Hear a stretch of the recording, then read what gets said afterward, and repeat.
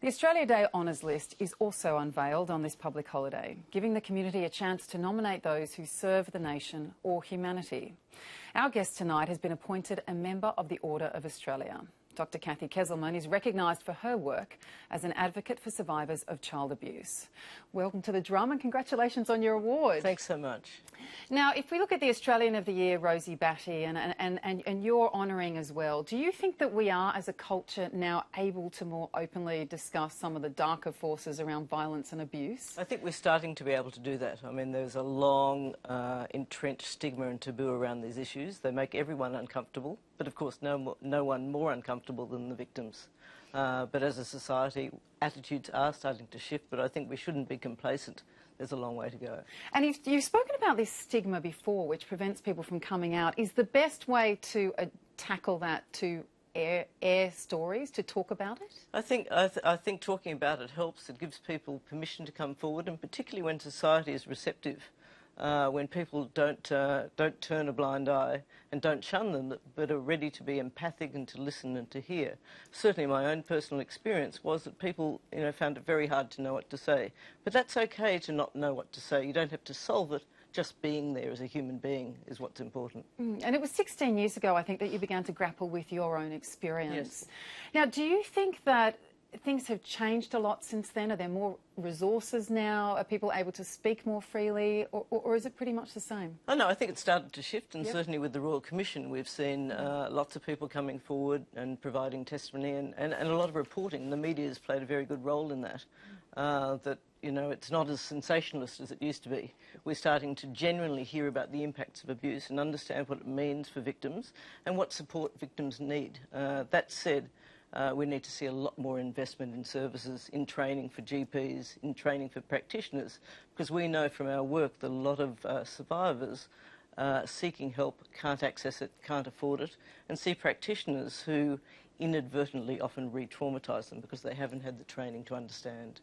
Now, Sarah, you were interested in the idea of kind of the sensational cases as well. In addition to the Royal Commission, obviously there's been some high-profile cases in the entertainment world, Rolf Harris and Robert Hughes, for example. Has that helped, Cathy, in terms of people feeling that they could be taken seriously? Because we saw a lot of those victims were discredited and accused of coming out for publicity purposes, but they've all been exonerated. Does that help? I think we're starting to learn that no one's untouchable and that we can't judge an abuser from the outside. We can't make an assumption because someone's in a position of power or a celebrity that they haven't abused. And I'm not here to scaremonger and say that everyone's an abuser, but we need to be open and we need to listen and we need to be aware and alert.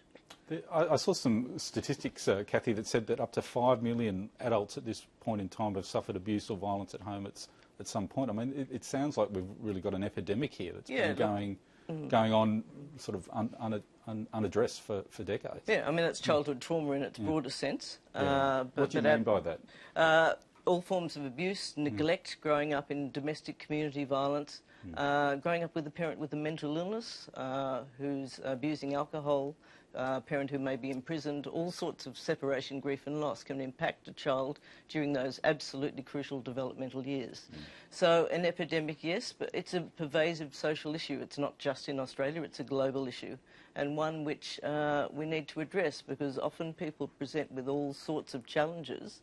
They don't present usually saying, I was abused as a child. They often hadn't made the connection between what happened to them as a child and the way they're functioning now and their struggles in life. So we need to be aware of it.